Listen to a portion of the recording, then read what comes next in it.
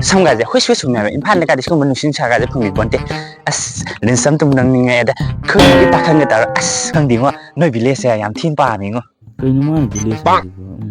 mai je khule kai phase ai bo ning tham tha ni na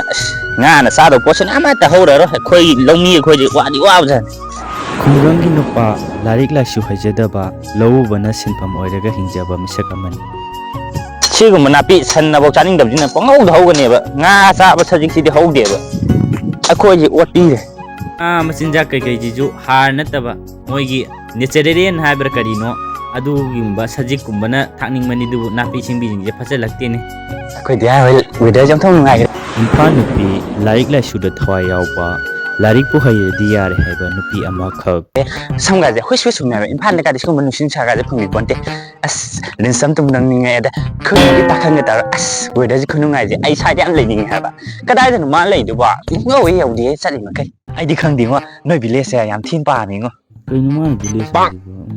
mai je khule kai phase ai bo phajau ne ko lai je ado atai lai di tamoje college kai tai no college mingam ta khang ding ne ko pa dai je lagena college la iko pat ta we o ei no iko part college ai am ta tar de da moi sai year mani da ado ngasi gi nang labjam la pani na thiengan han bro ko nong mu na se hoi ngasi gi di chalage thiengan ni na itaw ko dong sai khoi sai ra ko do ne ma mi je akhoi gi ma balas se akhoi balas lei ni mai do ma sai ni nang gi balas sai na ti village sai ni akhoi gi le kai je lei ba nungai ni ha ma ai da nang lei ba phajai ha na ti ai di khang do na khoi le kai je phajai ha ba man da na ai di phajam ni ngang khum gi nang gi ai tu ne atai ai ma ai college kai tham gi hange ba ko college to ina college mo am ta khang de mi na ino iko pa ta me jen ne do ma tha je ja gi ba tu sai du ai ya bi ni ne ado nang subject ka di ke lo gi hang tro subject ti hang te da do subject ka mathang mun da subject ka nga di ne commerce lo ai je commerce o khang ni khang ado nahan ai wahang khara hangi tawga dum thienge na chale ado subject ti kai lo bi ge tamo ba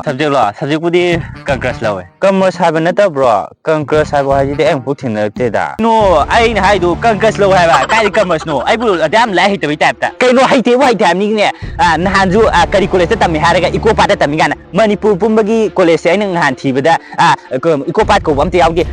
tam de ham ni kai no